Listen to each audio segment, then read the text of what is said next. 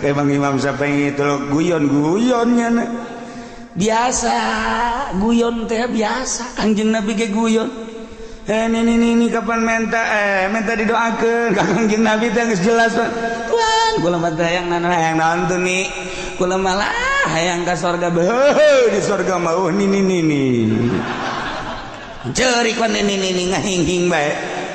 kadengen ku Siti Aisyah Siti Aisyah geri masak kunaon Aisyah mana cari atupan itu nini teka surga atuh kula ge pan calon nini berarti kula merasa Kangjeng Nabi seri bae Aisyah